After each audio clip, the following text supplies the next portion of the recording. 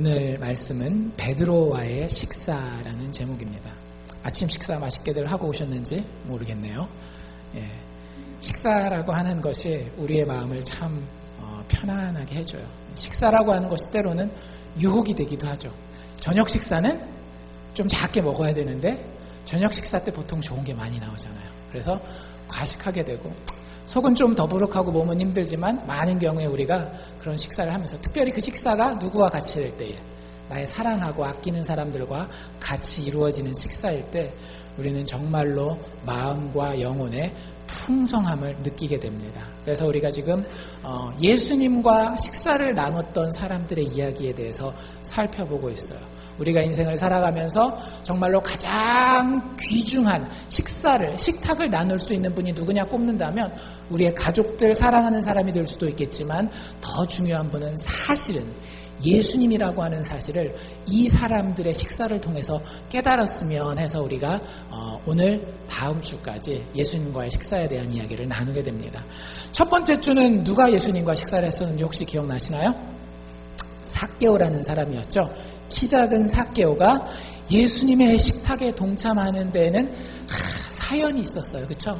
예수님의 식탁에 동참하는 게 삭개오에게 쉬운 일은 아니었습니다. 하지만 어떻게 했어요? 첫 번째, 나무 위로 올라갔죠. 자신의 체면과 품위를 다 포기했단 말이에요. 나무 위에 올라가서 그 다음에 사람들의 이야기를 듣고 사람들의 그런 소문에 의해서 예수님을 만나요? 아니면 직접 예수님을 만났나요? 나무 위에 올라가서 예수님과 직접 눈을 맞추고 예수님과 직접 만났다는 말이에요. 사람들을, 주변에 있는 사람들을 극복하고 직접적으로 예수님을 만날 때에 예수님을 식탁으로 초대할 수 있는 거죠. 그 다음에 마지막 세 번째 뭐였어요? 그분을 진짜로 내 집으로 드려야 돼요. 내 집이 조금 더럽고 정리가 아직 안 돼 있다 할지라도 하나님 앞에 솔직하게 여기 나의 집이 있습니다. 들어오셔서 정리를 하시려면 정리를 하시고, 리모델링을 하시려면 리모델링을 하시고, 다 부시고 새로 지으시려면 다 부시고 새로 지으십시오. 주님 오셔서 마음대로 하십시오 하는 주님을 집으로 받아들이는 그런 과정이 있을 때에 우리가 예수님의 식탁에 동참할 수 있다라고 말씀드렸습니다. 지난주에는 누가 예수님이랑 식사를 했는지 기억나세요?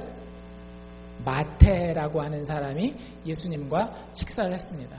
예수님이 마태와 식사를 할 때에 마태의 인생에 예수님의 식탁이 가져다 준 게 있었어요. 뭐였어요? 정말로 감당할 수 없고 상상할 수 없는 새로움을 마태에게 가져다 주었습니다. 여러분들 인생이 지루하고 이거 맨날 다람쥐 쳇바퀴 도는 것 같고 아무 의미도 없는 것 같습니까? 나이 먹어보니까 이거 다 해봤던 거고 been there, done that, 이거 다 해봤던 거, 이런 느낌이 있으세요? 여러분들 예수님을 식탁의 자리로 초대하십시오. 그럼 여러분들 인생 가운데에 새로운 흥분과 새로운 스릴과 새로운 기쁨을 가져다 주실 것입니다. 기억나세요? 새로운 우선순위를 우리에게 가져다 주시고 새로운 접촉법을 가져다 줘요. 그전에는 우리가 다른 것에, 더러운 것에 닿으면 우리가 피해보고 우리가 손해받을까 봐 도망다녔는데 이제는 어떤 더러운 것이 나를 만진다 할지라도, 어떤 저주가, 어떤 어려움들이, 위기가 내 인생을 만지는 것 같다 할지라도 그것을 예수님의 거룩함으로 다시 온전케 하고 깨끗하게 하는 것이 우리가 예수님으로부터 받은 새로운 접촉법이라고 말씀드렸어요. 그래 마지막 하나 뭐였어요? 새로운 능력이 생긴다라고 얘기를 했습니다. 우리가 세상에서 감당할 수 없었던 것을 예수와 함께 식사함을 통해서 이제는 감당할 수 있게 된다라고 말씀드렸어요. 여러분들 예수와 함께 식사하는 것은요, 수지 맞는 일입니다. 그렇죠? 수지 맞는 일이에요. 오늘은 예수님의 수제자 얘기를 해보고자 합니다. 그 수제자의 이름은 뭐였어요?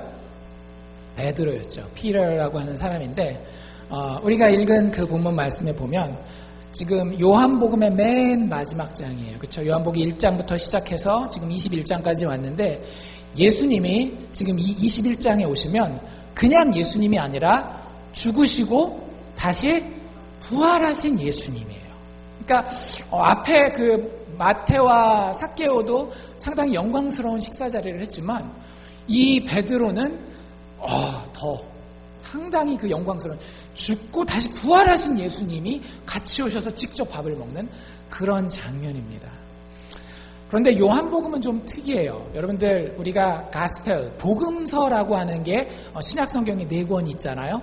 마태복음, 마가복음, 누가복음, 요한복음이 있는데 이 중에 마태, 마가, 누가복음은요 이렇게 겹치는 부분이 많아요. 오버랩되는 부분이 상당히 많습니다. 그래서 많은 사람들이 이 셋은 서로 이렇게 정보 교환이 있었을 것이다 라고 얘기를 하고 한자로 조금 어렵게 공관, 함께 공의 볼관, 같은 관점을 가지고 썼다. 영어로 synoptic gospel 혹은 영어로 한국말로 공관복음이라고 얘기를 해요. 그런데 요한복음은 이 마태, 마가, 누가복음에 안 나와 있는 얘기들이 많이 나와 있고요.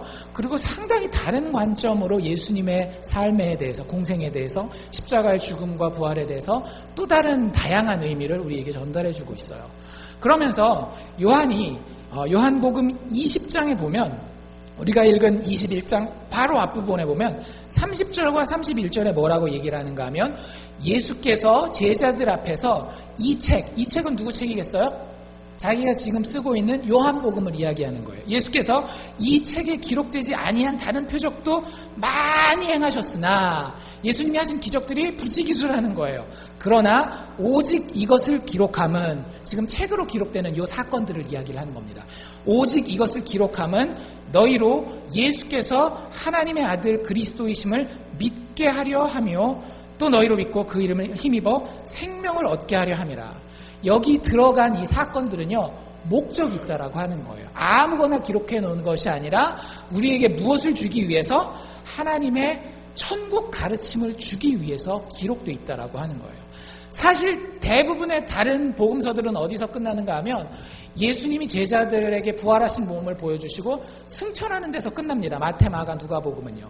그런데 요한복음은 뭘로 끝나요? 부활하신 예수님이 식사를 같이 하시는 모습으로 끝나요. 거기에는 분명히 목적이 있겠죠. 우리가 뭔가 깨닫기 원하는 게 있기 때문에 이 이야기를 요한복음은 마지막 이야기로 기억하고 있는 것입니다.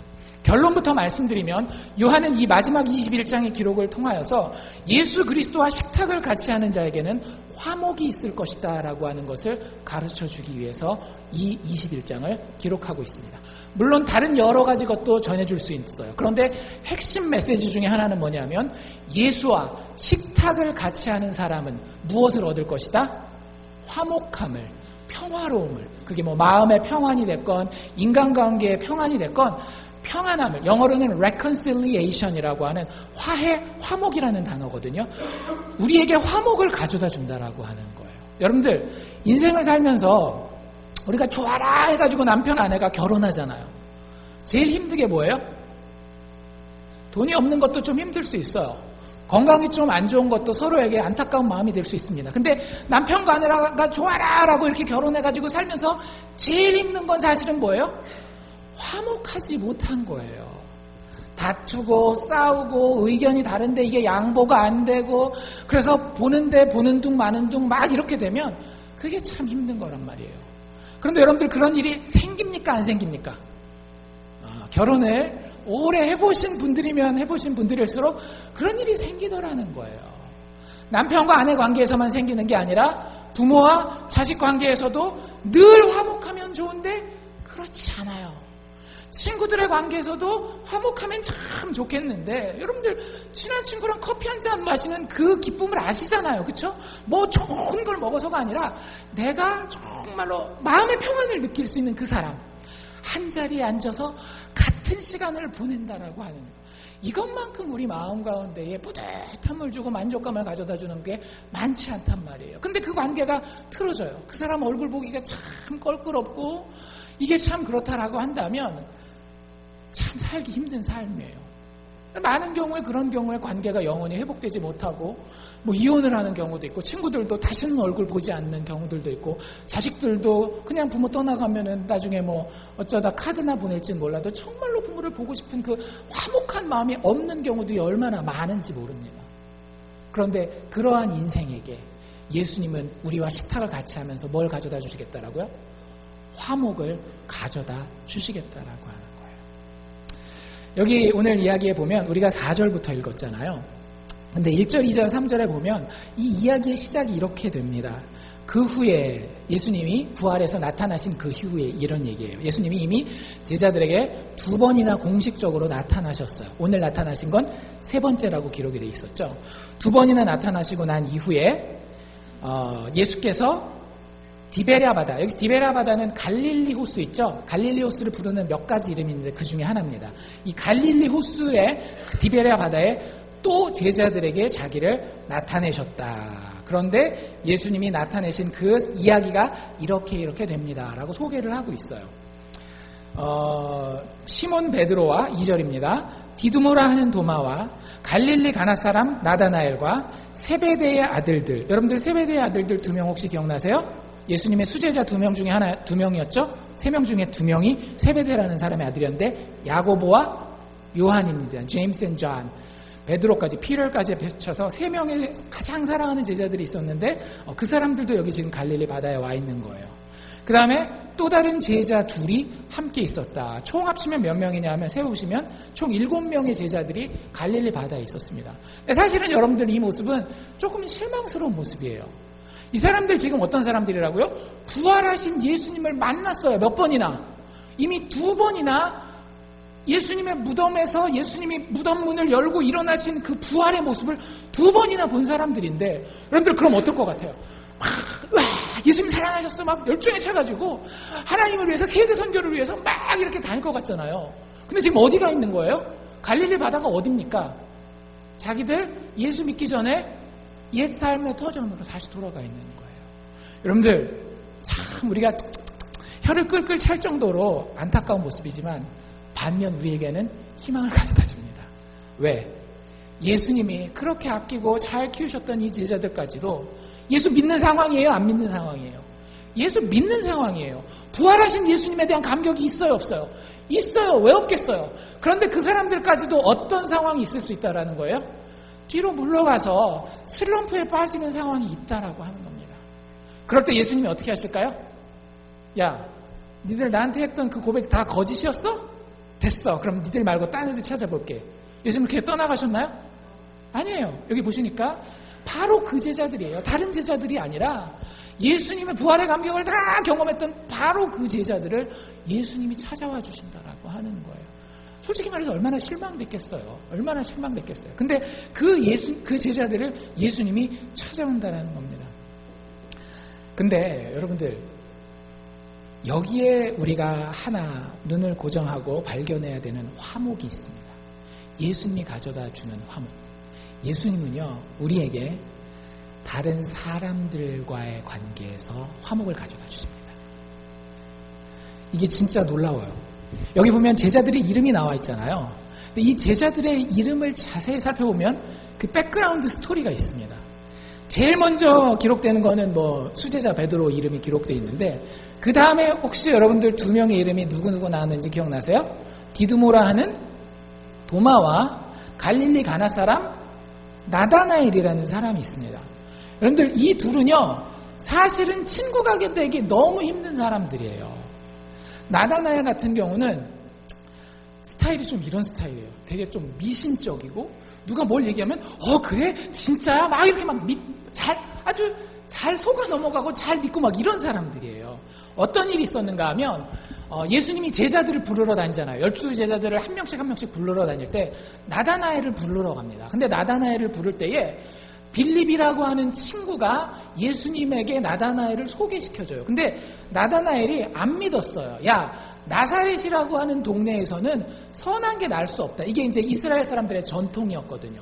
나사렛은 오염된 동네, 종교적으로 혈통적으로 오염된 동네, 거기선 선한 게 날 수 없어. 그래서 사람들이 그렇게 얘기하니까 그 쉽게 믿고 에이 무슨 나사렛에서 메시아가 나겠어. 이렇게 그냥 쉽게 판단했었어요. 근데 빌립이 예수님을 딱 소개했는데 예수님이 이런 얘기를 하는 거예요.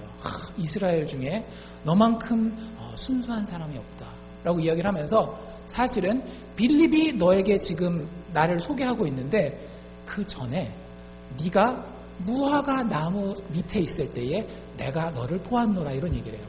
학자들이 이거에 대해서 분분합니다, 의견이. 도대체 무화과나무 밑에서 뭘 하고 있었길래 예수님이 그걸 받고 그걸 들은 나다나엘이 바로 뭐라 그러냐면, 오, 당신은 하나님의 아들이십니다. 그러고 예수님을 바로 그 자리에서 믿게 되거든요. 근데 뭔지 몰라요, 학자들도 사실은. 근데 정말 여기서 우리가 발견할 수 있는 건 뭐냐면, 그냥 예수님이 다른 사람 아무것도 모르는 자신의 어떤 은밀한 것을 어떤 점쟁이가 알듯이 딱 아는 그것만 가지고도, 우와, 예수님 대단한 분이야. 그래서 예수님도 놀라요. 야, 내가 아직 더 큰 것도 할 게 많은데, 아직 너에게 베풀 기적도 많거든? 근데 벌써 믿는 거야? 예, 벌써 믿어요. 그러니까 이런 정도로 상당히 다른 사람 말에 막 확확 넘어가고 미신적이고 막 이런 사람이에요. 여러분들, 도마는 어떤 사람입니까? 도마는 이 21장 바로 앞에 예수님이 부활해서 나타났는데, 참, 그러니까 여러분들, 가끔 목사님들 그런 설교해요. 농담입니다. 진담으로 받아들이지 말고, 주일 예배 빠지면 도마처럼 되는 경우가 있습니다. 주일날 예수님이 부활하시고 찾아오셨는데, 도마가 그 자리에 없었어요. 예배를 빠진 거죠. 그래가지고, 제자들이 예수님 살아나셨어, 부활하셨어 라고 얘기를 했는데, 도마가 20장에서 뭐라고 얘기를 하는가 하면, 내가 그 손에 못자국을 보고 내 손가락을 그 못자국에 넣고 내 손을 그 옆구리에, 창으로 찔렸잖아요, 예수님 십자가에서. 그 옆구리에 넣어보지 않고는 절대 믿지 않을 것이다. 상당히 어떤 사람이에요? 아주 현실적이고 실제적인 사람이에요. 뭔가 얘기하면 쉽게 믿어요? 일단 뭐부터 해봐요? 의심부터 해보는 이런 사람이에요. 그러면 도마랑 나다나엘이랑 같이 살 수 있겠어요, 없겠어요? 이건 도저히, 만약에 이게 남자와 여자라면, 남편과 아내라면 맨날 싸울 수밖에 없는 상황이에요. 그런데 하나님의 식탁에 초대되는 공동체에 이 둘의 이름이 같이 있습니까? 하나만 있습니까? 같이 있다라고 하는 거예요. 놀랍지 않습니까? 인간적으로는 이 사람과는 내가 도저히 화목할 수가 없어. 이 사람과 어떻게 내가 친분을 틀 수가 있겠어? 이런 마음이 있는 상황에서도 예수님은 예수님의 그 신비와 능력 가운데에 하나님의 공동체로 같이 초대하는 거예요. 화목의 자리로, 다툼의 자리가 아니라. 또 누구랑 둘도 아주 극과 극이냐면, 베드로가, 여러분들 제가 늘 수제자라 그러잖아요. 근데 이 베드로만큼 수제자의 위치에 이렇게 있는 사람이 또 한 명 있었어요. 그 사람이 누굴까요? 여기 보면 이름이 안 나와요. 이 책의 저자인 요한입니다. 요한이 우리가 읽은 이 제자들 목록에는 뭐라고 되어 있는가 하면 세베대의 아들이라고 되어 있고요. 우리가 아까 읽은 4절부터 22절에는 뭐라고 자기가 글을 쓰면서 자기를 요한이 이렇게 쓰지 않고 뭐라고 썼는지 아세요? 예수의 사랑하시는 제자가. 여러분들 거기서 느껴지는 자부심이 이렇게 좀 감이 오세요? 베드로, 너는 그냥 베드로, 나는 예수의 사랑하시는 그 제자. 그러니까 사실 이 둘이 이 라이벌 의식이 대단했습니다. 보면 세베대의 아들 그 엄마가 나중에는 찾아와가지고 우리 아들들 좀 어떻게 좀 예수님 더 사랑받는 더 높은 자리 막 이런 얘기가 나올 정도로 베드로와 요한은 아주 일단 관계 자체가 라이벌 관계였어요. 게다가 여러분들 우리가 아까 그 읽은 7절에 보면 예수님을 만나는 제자들이 만나는 그 장면을 보면 이렇게 됩니다. 3절부터 제가 쭉 소개를 해드릴게요. 그 실질적으로 겉에 드러난 리더 역할은 베드로가 하는 게 맞는 것 같아요. 3절에 보면 뭐라고 되어 있는가 하면 시몬 베드로가 딱 앞서 항상 목소리를 내는 건 누구예요? 베드로예요. 베드로 목소리를 딱 내는데 나는 물고기를 잡으러 가겠다. 이게 우리 기도합시다. 예배드립시다. 이러면 좋은데 꼭 이 안 좋은 거에 이렇게 베드로가 꽂혀가지고 이런 경우들이 있어요. 그래서 이 부활하신 예수님을 만났으면 좀 영적이어야 되는데 여전히 좀 세상적으로 가는데 그것도 자기 혼자 가요? 아니에요. 우르르 이끌고 나 물고기 잡으러 간다. 그냥 물고기 잡으러 가면 되지. 그걸 꼭 말로 한단 말이에요. 나 물고기 잡으러 간다. 그러니까 우리도 함께 가겠다 해가지고 우르르 쫓아갑니다. 배에 올랐는데 어떤 일이 벌어져요? 물고기는 갈릴리 바다는 그 FM이 뭐냐면 정석이 뭐냐면 밤에 잡는 거예요. 갈릴리 바다는 밤에 물고기를 잡게 돼 있습니다. 이 사람들은 평생 어부를 하는 사람이기 때문에 당연히 밤에 물고기를 잡으러 간 거예요. 그런데 밤새 그물을 내렸는데 고기를 잡았어요? 못 잡았어요? 여기 보니까 이 밤에 아무것도 잡지 못하였더라 이렇게 돼 있어요. 그래서 날이 다 새어갈 때에 저 바닷가에 예수님께서 서 계십니다. 그런데 제자들은 알아봐요, 못 알아봐요? 영적으로 침체되면 우리 영의 눈이 가립니다. 예수님이 바로 내 앞에 서 계신데도 알아볼 수가 없는 거예요. 예수신 줄 알지 못하는지라. 그때 예수님이 멀리서 불러요. 여기 보면 아까 그 상거가 한 얼마 정도 된다 그랬죠? 60간 정도 된다라고, 50간 정도 된다라고 그랬죠? 우리 식으로 얘기를 하자면 한 90야드, 미터법으로 따지면 100m 가까이 되는 거예요. 90야드 정도 떨어진데 예수님이 이제 배가 있었고, 예수님이 해안에 계셨는데, 예수님이 멀리 이렇게 부르는 거예요. 얘들아! 얘들아! 고기 잠 잡았냐? 이렇게 물어봤어요. 예수님이 몰랐을까요? 알았을까요? 알죠. 다 아시죠. 그런데도 물어보세요. 참 예수님 짓궂으셔요. 그쵸? 인생 힘드냐? 안 힘드냐? 물어보시는 거랑 똑같은 거예요. 대답하되 뭐라고 대답해요? 없습니다. 힘들어요. 이렇게 얘기를 하는 거예요. 근데 예수인지 아직은 알지 못하는 그런 상황입니다. 그때 예수님이 이렇게 얘기를 하셔요. 그물을 배 오른편으로 던지라. 여러분들 이거 데자뷰 아닙니까? 데자뷰가 뭔지 아세요? 이거 언젠가 한번 봤던 것 같은데 이런 거 꿈에 본 것 같은데 이런 것들. 이거 어디서 본 것 같지 않으세요? 밤새 물고기를 못 잡았는데 그물을 예수님이 던지라 그래서 물고기를 실제 많이 잡아요. 오른편에 던지라 그리하면 얻으리라 하신데 던졌더니 고기가 많아서 그물을 들 수조차 없었더라라고 이야기를 합니다. 여기서 이제 7절에 요한의 이야기가 등장하는데요.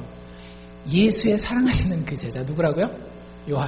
요한이 베드로에게 이르되, 베드로한테 지금 자랑하는 거예요. 뭐라고 자랑하는가 하면 주시라 예수님이다 얘기를 하는 거예요.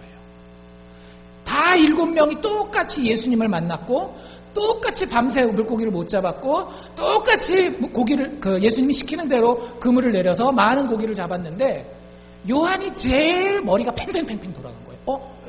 이거 어디서 해봤던 건데? 이렇게 만났던 분이 있었는데 누구지? 막 생각하고 딱 답이 나왔어요. 누구였어요? 예수님 주시라. 이렇게 똑똑한 애가 하고 베드로한테 자랑질하는 겁니다. 주시라 라고 얘기를 한 거예요. 베드로 질 수 있습니까? 질 수 없죠. 베드로 질 수 없죠.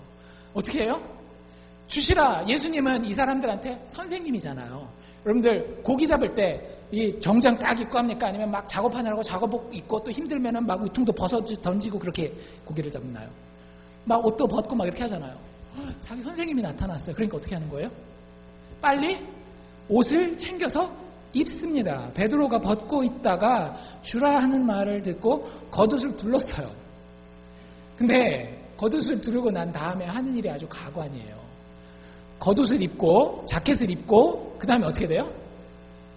바다로 뛰어내립니다. 여러분들이 상식적으로 바다로 뛰어내리려면 어떻게 해야 돼요? 겉옷을 벗어 제끼고 바다로 뛰어내리는 게 상식이에요. 근데 일단 주시라 하니까 선생님 오셨네? 옷 딱 입고 그래도 내가 제일 먼저 주님 만나야지 바다로 푹 뛰어드는 거예요. 여러분들 요한은 차가운 이성주의자입니다. 항상 먼저 생각하는 사람이에요. 반면 베드로는 어떤 사람이에요? 아주 뜨거운 열정주의자예요. 그리고 생각을 먼저 하는 게 아니라 항상 뭘 먼저 해요? 일단 질러보고 보는 거예요. 행동부터 먼저 해보는 거예요. 이 두 사람이 얼마나 부딪혔겠어요. 근데 이 둘을 하나님은 한 식탁으로, 예수님은 한 식탁으로, 화목의 식탁으로 초대하고 있다라고 하는 겁니다. 여러분들 친구들이랑 관계가 불편하면 마음이 힘드시죠? 교회 안에서 어떤 사람이랑 마음이 언짢으면 힘들잖아요. 예수님은 우리를 식탁으로 초대하면서 그 관계가 화목하게 하실 수 있는 분입니다. 그리고 그렇게 하실 분입니다. 에베소서 2장에 보면 뭐라 그랬어요? 내가 막힌 담을 헐고 둘로 하나를 만들었다라고 이야기를 하잖아요. 인간적으로는 그 당시에 유대인들과 이방인들이 도저히 하나가 될 수 없었어요. 하지만 예수 그리스도의 십자가의 보혈을 의지하여서 인간적으로는 원수가 될 수밖에 없고 그 사람들의 다양성과 차이와 분열 때문에 도저히 연합하고 화목할 수 없는 사람들이 예수 믿는 믿음 안에서 주의 공동체 안에서 화목함으로 하나 될 수 있다라고 하는 것이 주님의 식탁이 우리에게 던져주는 하나의 큰 선물입니다. 여러분들에게 마음에 불편함이 있으십니까? 그 어떤 인간관계, 부부관계일 수도 있고 부모자식 관계일 수도 있고 교회 안에서의 인간관계일 수도 있는데 여러분들 소망하십시오. 하나님이 우리와 식탁을 하실 때에 우리에게 들고 오신 선물이 뭐라고요? 다른 사람들과의 화목이라고 하는 거예요. 믿음으로 받아들이실 수 있기를 바랍니다. 두 번째, 예수님이 우리와 식탁을 가지고 오실 때에 다른 사람들과의 화목을 우리에게 가져다 주시기도 하지만 동시에 뭘 가져다 주시는가 하면 나 자신과의 화목이라고 하는 걸 선물로 가져다 주십니다. 이게 무슨 얘기냐? 여러분들 잘 생각해 보세요. 예수님을 믿고 이 화목하게 하시는 그분을 구세주로 모이는 사람들이 교회로 모여. 그럼 교회가 어째야 돼요? 항상 화목하고 서로 막 사이좋고 그래야 돼요. 그렇던가요?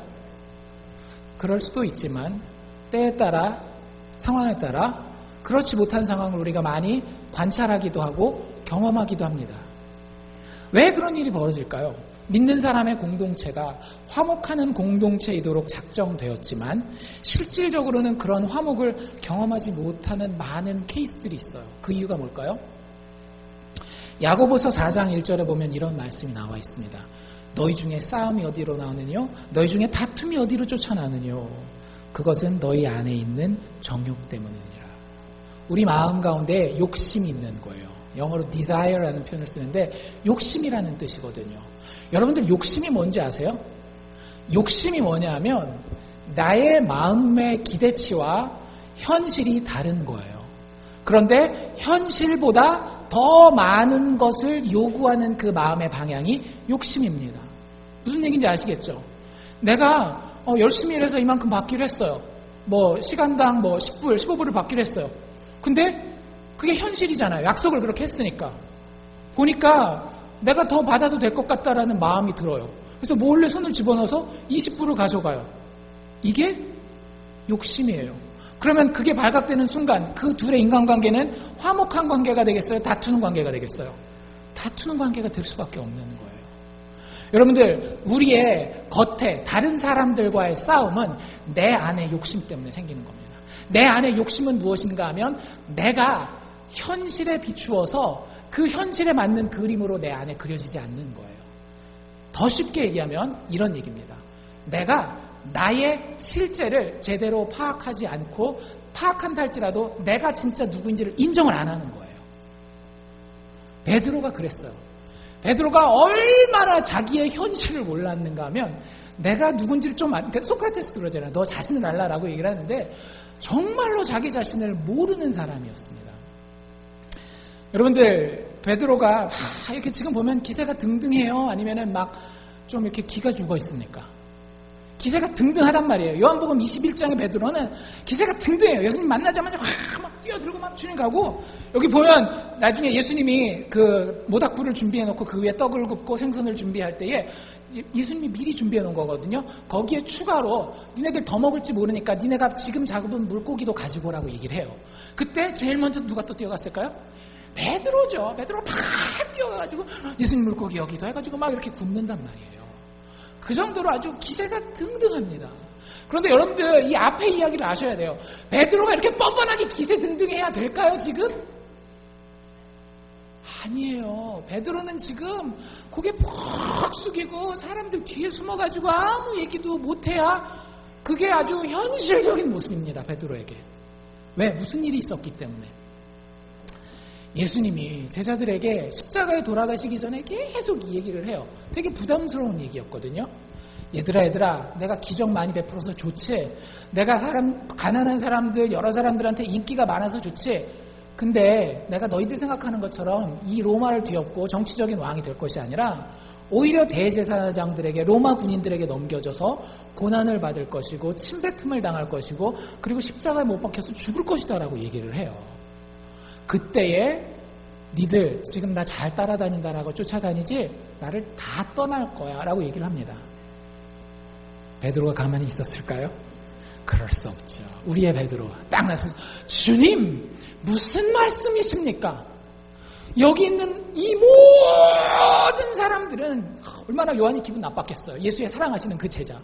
이 모든 사람들은 다 배반한다 할지라도 저는 주님을 배반하지 않겠습니다. 주님과 함께 감옥에 들어가고 주님이 죽으면 나도 목숨을 내놓겠습니다. 멋있죠? 이런 사람이 딱 내 옆에 든든히 버텨주고 있으면 주로 사기당합니다, 여러분. 베드로가 그래요. 베드로가 사실은. 그리고 나 실제 그 일이 벌어집니까? 안 벌어집니까? 벌어져요. 베드로가 그 얘기를 했을 때 조금 더 조심했었어야 돼요. 자기가 진짜 어느 정도까지 할 수 있는지 그걸 좀 알고 있어야 이런 영적으로 자기를 드러내고자 하는 욕심 때문에 다른 사람들과 자꾸 다투고 그런 일이 안 벌어질 텐데 자기에 대한 파악이 전혀 안 돼 있는 거예요. 자기를 바라보고 싶지도 않고 자기를 바라봐서 알았다 할지라도 인정하기 싫은 거예요. 그런데 현실은 너무 극명하게 드러납니다. 결국에는 예수님 붙잡히셔서 빌라도의 법정에서 재판을 받으러 가게 돼요. 그랬을 때에 베드로가 그래도 나는 수제자니까 자기가 얘기한 것도 있으니까 예수님을 쫓아가는데 어떻게 쫓아가요? 멀찍이 쫓아갑니다. 가다 보니까 그게 밤에 불법적으로 이루어진 재판이었거든요. 밤에는 여름에도 춥잖아요. 특별히 사막 지역은 더 그런데 추우니까 여러분들 꼭 기억하십시오. 사람들이 어디에 모여 있었는가 하면 모닥불 주위에 모여 있었어요. 베드로가 그 모닥불 주위에 가서 불을 이렇게 쬐고 있습니다. 근데 거기서 어떤 조그만 여자애가 베드로한테 얘기하는 거예요. 당신 지금 재판받는 저 예수의 제자 아니야? 딱 얘기를 하는 거예요. 시끄러! 아니 무슨 얘기야? 난 전혀 몰라. 조금 있다가 또 사람이 오더니 맞는데 그러니까 아니라니까 생사람 잡네 그러는 거예요. 나중에 세 번째 사람이 또 와서 확실해 분명히 예수 쫓아다닐 때 여러분들 베드로가 눈에 확 띄는 사람이었어요. 왜냐하면 예수님이 실제 그날 밤에 잡히던 날 밤에 무슨 일을 했는가 하면 그 대제사장의 종들이 같이 왔었는데 칼을 빼서 그 귀를 잘랐었던 사람이 누구냐면 베드로예요. 티가 나겠어요? 안 나겠어요? 다른 제자들은 다 배경으로 티가 안 나지만 베드로는 티가 날 수밖에 없어요. 툭 튀어나와가지고 칼 들고 귀 잘린 놈. 맞아. 베드로가 뭐라 그랬을까요? 맹세하며 저주하며 나는 저 사람과 아무 상관이 없다라고 얘기를 해요. 3번에 걸쳐서. 그때 닭이 옵니다. 예수님이 그 전에 뭐라고 얘기를 했는가 하면 닭 울기 전에 네가 나를 3번 부인하리라. 정말 이 정도 됐으면 예수님 다시 나타났으면 어때야 된다라고요? 고개 푹 숙이고 죄송합니다. 입이 10개라도 할 말이 없습니다. 이래야 되는데 지금 21장의 베드로는 어떻다라고요? 길길이 뛰고 있어요. 정말. 내가 주를 위해서는 뭐든지 할 수 있습니다. 그 말 했다가 어떻게 됐었는지 생각조차도 안 하는 거예요. 여러분들 자신 안에 화목이 없는 겁니다. 베드로가 여러분들 많은 경우에 우리 주변에도 그런 사람들 보지 않나요? 그런 사람들 대부분이 자기 자신과 화목하지 못하는 거예요. 왜? 이런 모든 현상들은 심리학자들, 상담학자들이 다 뭐라고 얘기를 하는가 하면 열등감에서 근원한다라고 얘기를 해요. 자기를 제대로 바라볼 용기가 없는 거예요. 왜? 자기를 있는 모습 그대로 바라봤다가는 너무나 충격적이니까. 그리고 자기가 있는 그 모습 그대로 다른 사람들한테 보였다가는 다른 사람들 앞에서 내가 밟힐 게 너무 뻔하니까 자기의 원래 있는 모습과 화목할 수가 없는 겁니다. 그래서 베드로가 그걸 그렇게 감추고자 원했던 거예요. 그게 의식이건 무의식이건 간에. 그런데 예수님이 그 베드로를 찾아오셔서 베드로가 자기 자신됨과 화목될 수 있도록 쭉 길을 이끌어주세요. 예수님이 제자들이 고기를 잡고 배를 끌고 들어올 때에 어떻게 하고 기다리고 있었다라고요? 뭐 펴놓고 있었어요? 모닥불을 펴놓고 있었습니다. 여러분들 잘 생각해 보십시오. 예수님이 그냥 앉아서 기다리고 그냥 떡 준비하고 기다릴 수 있었어요. 근데 뭘 펴놓고 있었다라고요? 모닥불. 어디서 보지 않았습니까? 이 모닥불? 뭔가 살짝 불안하기 시작합니다. 그런데 그 모닥불에 와서 음식을 다 차려주고 먹인 다음에 베드로를 따로 불러요. 야, 모닥불? 거기까지도 느낌이 좀 그랬는데 베드로가 예수님이 콕 집어서 베드로? 잠깐? 그러니까 좀 불안불안했을 거예요. 예수님이 이렇게 물어보십니다. 시몬 베드로에게 요한의 아들 시몬아 내가 나를 사랑하느냐? 여러분들 이렇게 물어보셨나요? 첫 번째 질문이 Do you love me? 너 나를 사랑하니? 라고 물어보지 않으세요. 두 번째, 세 번째는 그렇게 물어보거든요. 첫 번째 질문에서 거기에 조금 더 붙입니다. 뭐라고 붙였어요? 요한의 아들 시몬아, 비교하시죠? 내가 여기 있는 모든 다른 사람들보다, 누군지 아시겠죠? 요한을 비롯한 다른 모든 제자들보다 나를 더 사랑하느냐 물어보는 거예요. 베드로가 뭐라고 그랬어요? 여기 있는 모든 사람은 다 주님은 버릴지라도 나는 주님 버리지 않겠습니다 라고 얘기했는데, 그거에 대해 그대로 물어보는 거예요. 여기 있는 모든 사람들보다 진짜 네가 나를 사랑하느냐? 베드로가 깨갱했을까요? 깨갱하지 않아요. 아주 떳떳합니다. 아직까지도. 자신의 현실을 보는 게 이만큼 힘든 일이에요. 진짜 힘든 일입니다. 자기의 현실을, 진짜 남은 다 보이는데 나만 안 보이는 게 사실은 자기 현실이기가 쉬워요.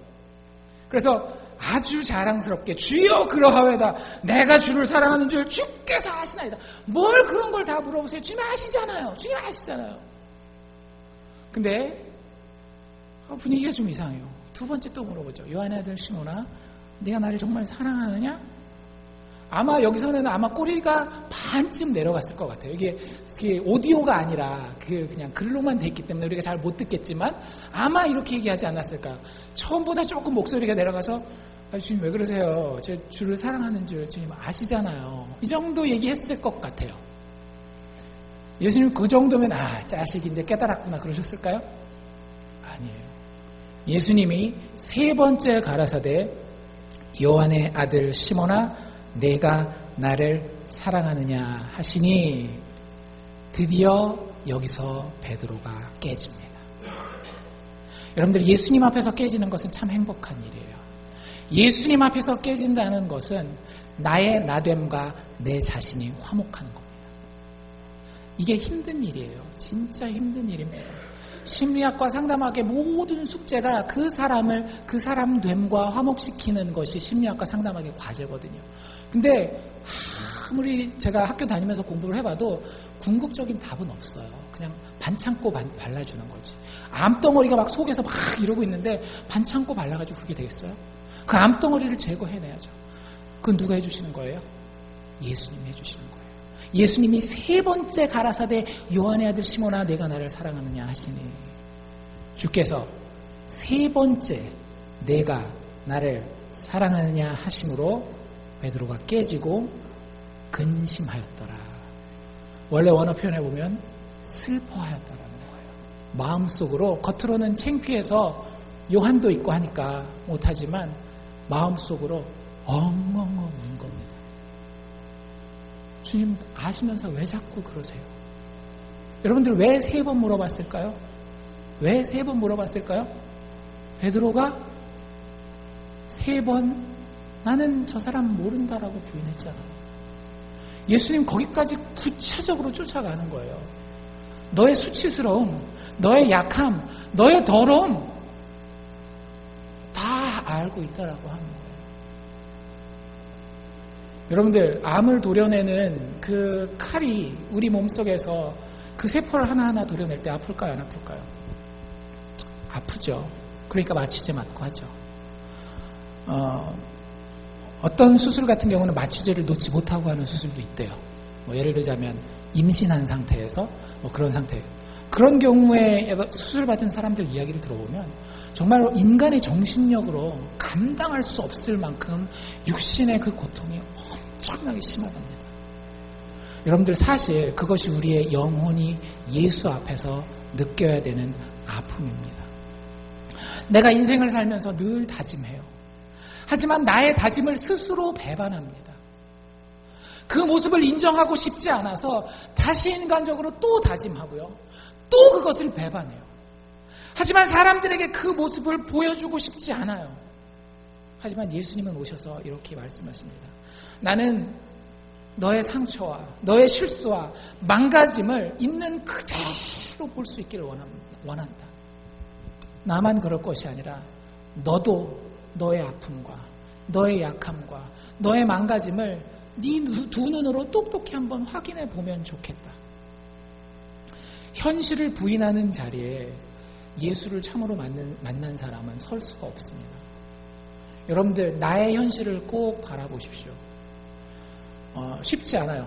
왜? 우리는 얼마든지 도덕적으로 우리를 포장할 수 있거든요. 이런 베드로 같은 헌신적인 행동을 통해서 혹은 바리새인들 같은 종교적 도덕적 행동들을 통해서 우리를 얼마든지 포장해서 감쌀 수 있기 때문에 우리 스스로의 모습을 보는 게 쉽지 않아요.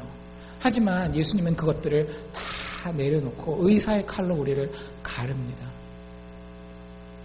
그리고 우리가 그것을 그대로 보았을 그때 예수님이 마지막에 베드로의 마지막 사역에 대해서 이야기하는 게 18절인데 그게 첫 번째 물어봤을 때도 예수님이 주시지 않고요. 두 번째 물어봤을 때도 주시지 않고 마지막 세 번째 베드로가 깨져서 자기 스스로의 모습을 온전히 바라봤을 때 내가 진짜 이 부분에 약하구나. 내가 진짜 이 부분에 있어서 실수가 많은 사람이구나. 내가 이 부분 때문에 다른 사람에게 늘 상처를 주는 그런 사람이구나. 그걸 인정하고 받아들였을 때에야 예수님은 베드로에게 순교까지도 감당할 수 있는 하나님 나라의 사명을 허락하시게 됩니다. 예수님 우리에게 이렇게 얘기하세요. 베드로야, 베드로야. 나는 너의 그 큰 실패와 실수에도 불구하고가 아니라 너의 그 큰 실패와 실수 때문에 여러분들 차이를 아시겠어요? 네가 그럼에도 불구하고 내가 불쌍히 여겨서 해주는 게 아니라 네가 그렇게 약한 존재이기 때문에 오히려 그것을 나의 은혜에 담궈서 너를 사용하기 원한다라고 하는 거예요. 여러분들 하나님이 쓰시는 사람들은 하나님이 위대한 자리로 부르시는 사람들은 어떤 사람들인가 하면 인생에서 한 번도 실패를 경험하지 않은 것처럼 자신을 포장하는 사람들이 아니에요. 어떤 약점도 얻는 것처럼 자신의 쿨한 모습만 세상 가운데 그리고 나 스스로에게 보이는 사람이 아니에요.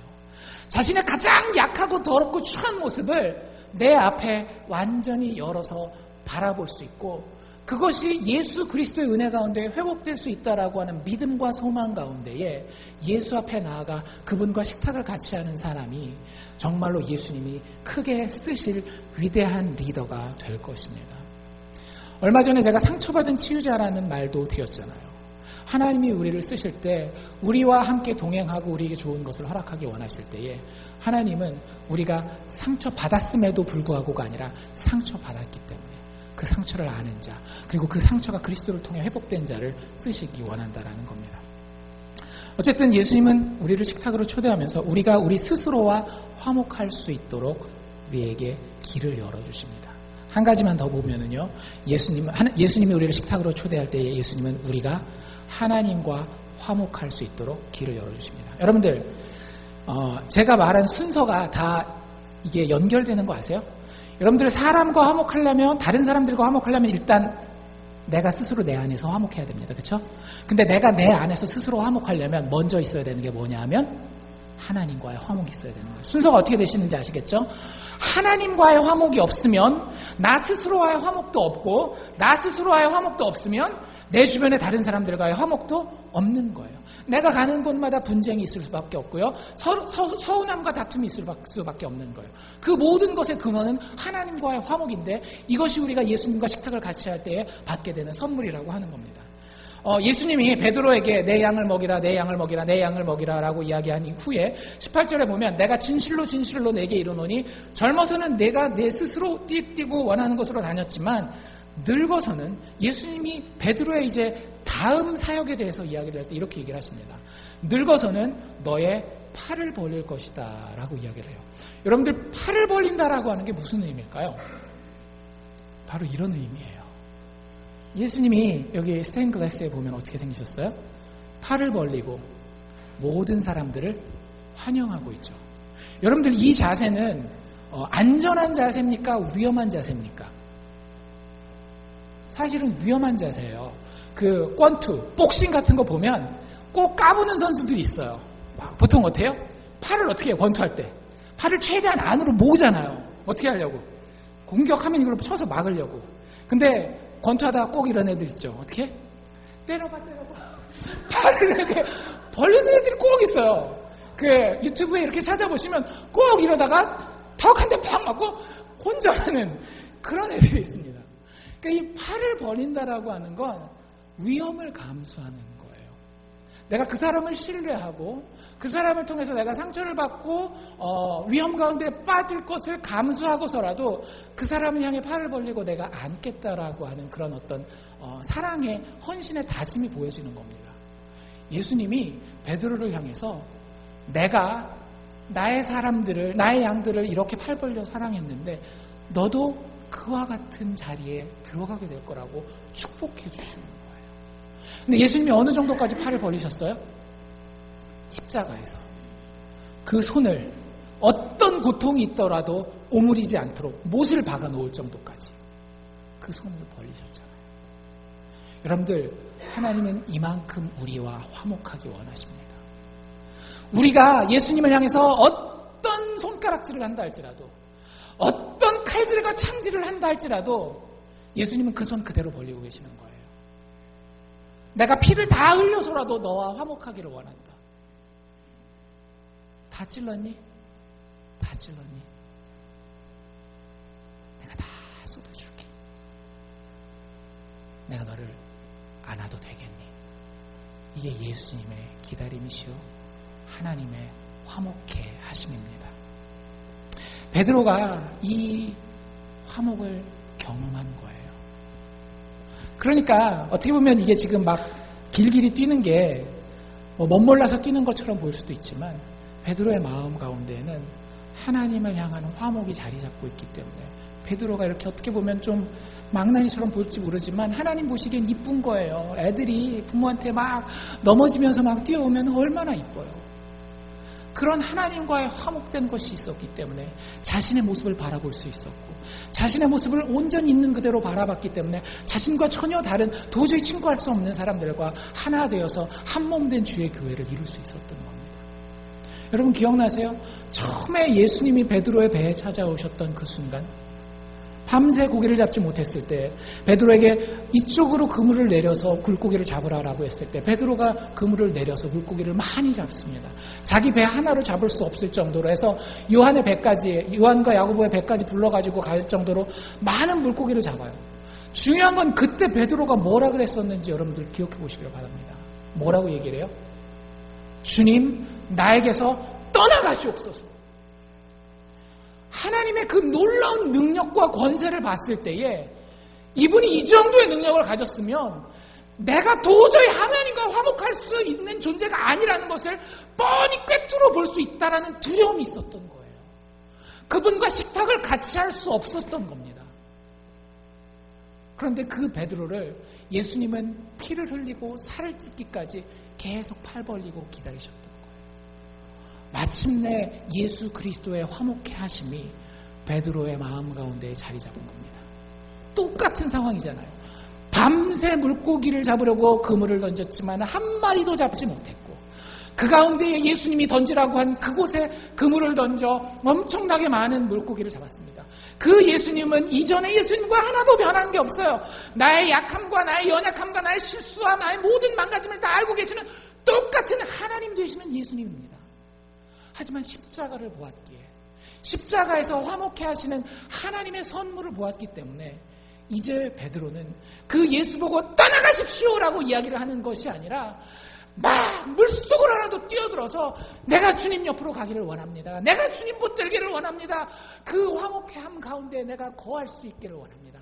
주님과 함께 그 식탁에 동참하기를 원합니다. 라고 이야기할 수 있는 사람이 되었다라고 하는 것입니다. 하나님의 은혜 앞에서는요, 하나님의 이 벌린 팔 앞에서는요, 나의 실수와 나의 약점과 나의 상처는 더 이상 세상 사람들 보기에 나의 심리적인 면에서 약점이 되지 않습니다. 오히려 그것은 나의 영적인 기쁨과 세상을 향해 담대히 살아갈 수 있는 크리스찬의 능력이 된다라고 하는 사실을 기억하실 수 있기를 바랍니다. 이렇게 좋은 선물이 예수님과의 식탁을 통해서 우리에게 주어졌어요. 여러분들 꼭 받으실 수 있기를 바랍니다. 근데 자꾸 까먹어요. 베드로 까먹었을까요? 안 까먹었을까요? 까먹었어요. 밥 먹은 지 1시간도 안 된 것 같아요. 1시간도. 네가 네 팔을 벌리고 나와 같이 되리라. 사실 베드로가 이렇게 십자가에 죽는 걸 예수님이 예언하신 거거든요. 베드로가 진짜로 자기의 양떼를 사랑해서 십자가에 거꾸로 못 박혀서 죽습니다. 얼마나 감격스러운 순간이에요. 그런 얘기를 들었는데 근데 너 죽을 거야, 순교할 거야 이렇게 딱 얘기하는 그 순간에 베드로가 이 요한복음을 끝내는 마지막 질문이 참 거시기해요. 베드로가 자기랑 예수님이랑 이렇게 얘기하고 딱 있는데 보니까 얼마나 좋아요. 나랑 예수님 선생님, 난 수제자 막 이렇게 가는데 뒤에 꼭 따라오는 애가 있어요. 누구? 요한! 예수님의 사랑하시는 그 제자 따라온단 말이에요. 그래가지고 베드로가 뒤를 살짝 보고 예수께 여짜오되, 예수님 방금 전에 뭐라고 얘기를 했다고요? 너 나를 위해서, 나를 사랑하는 마음으로 십자가에 죽을 것이다. 순교에 대해서 얘기를 했는데, 너 죽을 거다 얘기했는데, 주님, 근데 쟤는요? 야, 참 그렇게 해서라도 예수님한테 얼마나 잘 보이고 싶었으면 그랬겠어요. 내가 순교하는데 쟤는 나보다 더 심하게 순교하나요? 아니면 내가 더 나은가요? 이걸 물어보고 싶었던 거예요. 쟤는 어떻게 되나요? 물어봤을 때 예수님이 이렇게 말씀하십니다. 예수께서 가라사대, 22절 우리가 마지막에 읽은 말씀인데요. 야, 내가 올 때까지 요한을 죽지 않고 뭐 수백 년, 수천 살이 될 때까지 그냥 두고 살게 할지라도 그게 너한테 도대체 무슨 상관이냐? 너랑 그건 아무 상관도 없는 일이야. 너는 나를 따라. 여러분들 이게 무슨 말씀인가 하면은요, 우리가 예수님의 식탁에 동참했습니다. 그분의 화목이 나의 것이 되었어요. 그럼에도 불구하고 우리가 그걸 잊어버릴 때가 많다 그랬잖아요. 잊어버리면 우리는 늘 어디로 돌아가는가 하면 화목하지 않은 상황으로 돌아가요. 다른 사람과 나를 경쟁 구도 가운데 두는 겁니다. 여러분들 다툼이 어디서 일어나는 거예요? 경쟁 구도거든요. 다투는 게. 늘 다툼을 자기가 초래하는 거예요.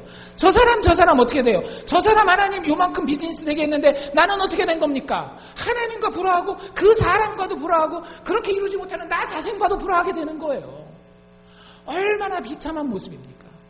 그런데 그 모습을 가진 베드로에게 예수님이 이렇게 얘기하시는 거예요. 얘야, 비교하지 마. 비교할 필요 없어. 제가 무슨 비즈니스를 어떻게 하건, 제가 얼마나 건강하건, 제가 어느 학교를 가건, 제가 무슨 성적을 받건, 그건 아무 상관없는 일이야. 너한테 중요한 것은 내가 나와 화목하느냐 그 얘기야.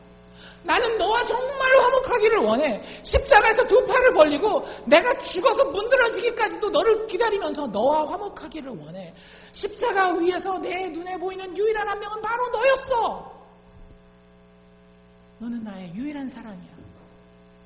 라고 이야기하시는 그 하나님의 사랑 앞에 우리는 자꾸 눈을 돌려서 다른 사람 앞에 얼마나 어떻게 인정받을까, 나를 그 사람과 상황에 비교하려고 한다라고 하면 예수님이 얼마나 마음이 아프고 안타까우시겠어요.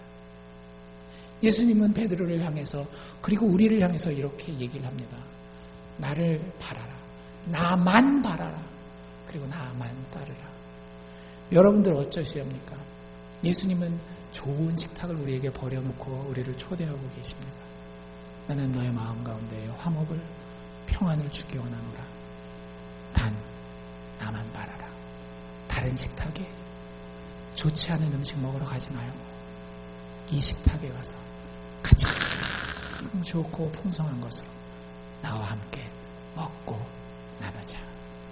이 초대에 응답하실 수 있는 우리들 되기를 바랍니다.